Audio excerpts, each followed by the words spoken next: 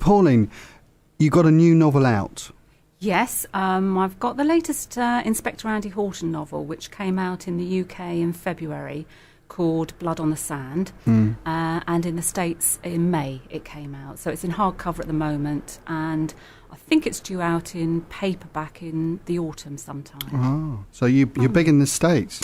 Well, I don't know about being big in the States, but I'm in the States, and it's going very well. I've had 2 excellent reviews from the States, I have to say. Dead Man's Wharf, the 4th Andy Horton, got a star-rated review over there by a reviewer who's particularly critical, shall we say, and it was the only British novel to be given a star-rated review. So that was very pleasing, as you can imagine. Yeah. And Blood on the Sand has just had a very good review, likening my writing to that of Ed McBain. Oh, he's quite sort of hard-boiled, isn't he? So, yeah, he's very police procedural, which is what the States actually see my novels as, although I always call them, crime novel, detective novel, but they are about the police, they are police procedurals, I suppose, in a way. So, do you, when you do your research, do you go to the police at all? Do you ever do that? I have been to the police to do my research. I've been to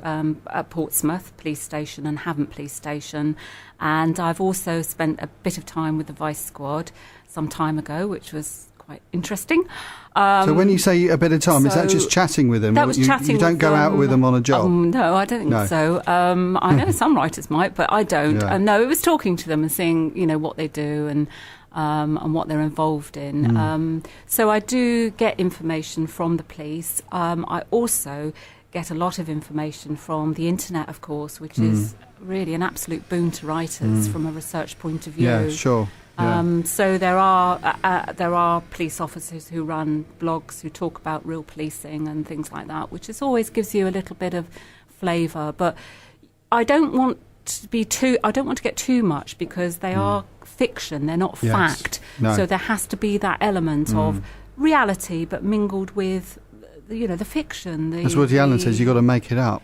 You've got to make bits up, but still make it believable. Yes. But if you wrote it like a real police officer's job, nobody would read it, because you might as well read a police manual, or it would be too.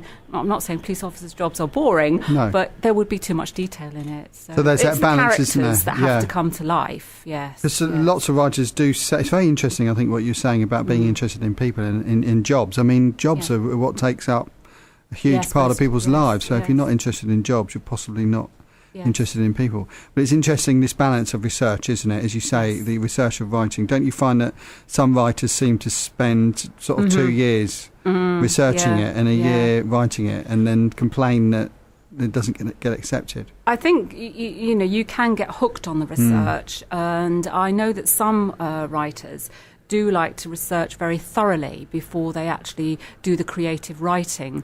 But myself, I like to do a bit of research and get into the creative writing as soon as I can. Yeah. Because until you do that, the characters don't come alive and the plot begins to take its own momentum. And then I research as I go along. Right.